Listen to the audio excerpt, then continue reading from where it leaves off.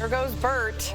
It's Friday, everybody. Welcome to DBL. Today, very important day. It is National Wear Red Day, and we are all wearing the color to bring awareness to the #1 killer in America, heart disease. We decided to use today's show to go all in on the topic, so we are dedicating the entire hour to everything heart-related. And it is time for our special heart-to-heart edition of DBL, and our resident doctor and licensed cardiologist, Dr. Pyle Coley, is joining us all hour so we can dive deep on everything you need to know about your heart. Truly life-saving information. So thank you for being here, Dr. Coley.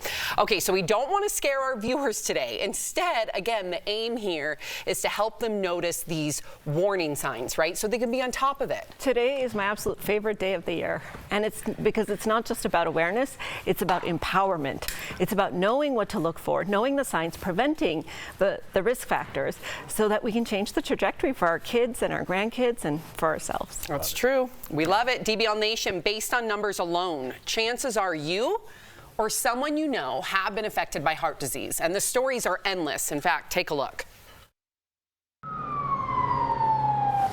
In the U.S., more younger women are having heart attacks than men. I had the heart attack in the middle of the night. I had the weirdest pains in my wrists and in my elbows, and I had this really, really hard pain in my chest. Women are also less likely to survive a sudden cardiac arrest than men. We call a cardiologist, and he's running all the tests. We did the cardiac catheterization the next morning, and I woke up, and he was like, 4 of your arteries are blocked. And so he said, we're going to have to do a quadruple bypass. Every year, nearly 800,000 Americans have strokes. I was having bleeding in the brain. So they shaved my head and removed half of my skull so that they can go into the brain and remove the bleeding. In fact, Black women have the highest risk of stroke. If it wasn't for my niece wanting to speak to me, the nurses and the doctors were saying, I probably wouldn't have made it. Powerful stories.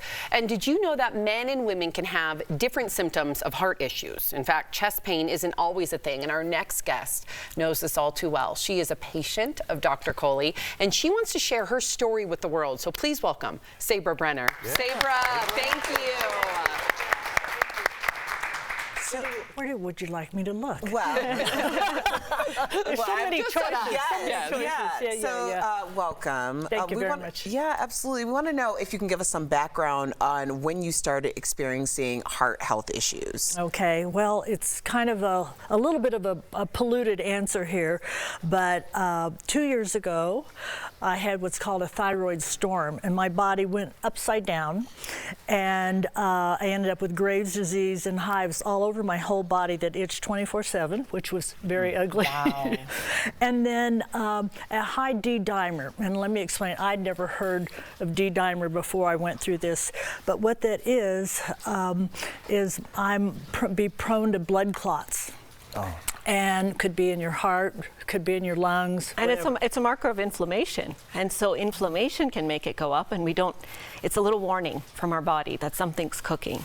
Right. And my problem was I kept going from doctor to doctor and could not get an answer. You know, they would just push me on down the road, unfortunately. And actually my daughter in Kansas City heard from her friend that lives here of Dr. Coley's talk and said, Mom, you need to go see her. So my appointment with her, which was with my daughter, both of my daughters, one via phone from Kansas City, and giving her the whole background. Oh, there they are, look. Oh, there we are. Family, yeah. What a beautiful family. Oh, thanks. Oh, you got the whole crew. And anyway, laying this out to her is because I'd gone through a whole lot trying to get the hives under control and the Graves, learning with that, and the fatigue from that. You know, it was really devastating for me because I've always been an athlete my whole life. I've exercised, I've taken good care of myself. And I would probably be the least person you would think that's going to have heart disease. Not true. Not true. So when she came to see me, this was the face of heart disease. A thin woman sitting in front of me, postmenopausal with fatigue. But it set off an alarm bell in my head because fatigue can be a symptom of heart disease in women who are postmenopausal. And it can be as vague as that. Well, Wow, that is vague. That's alarming. And you just don't, it just seems like it could be anybody. Yeah. But luckily you went to Dr. Coley, she assessed the situation, thank God for that. So I have to ask you, after the diagnosis, what kind of changes have you made and what did that look like? Well, since, to kind of move it around the road down to October is when I had an ultra-fast CT scan, and that diagnosed that I had a widowmaker, when it was, I think, about 80% occluded. Is that how you say it? Okay. And what does occluded mean? Sorry, like occluded clogged? means Like it's all glue in there. Oh, wow. So the plumbing around the heart is a muscle that's beating all the time. It needs blood flow. The plumbing is blocked up, 80%. Yeah. So blood's not getting to the heart when it needs it. Oh my God. Yeah, And that was that the fatigue we were feeling? Is the blood's not getting Yes. to your, okay. Probably.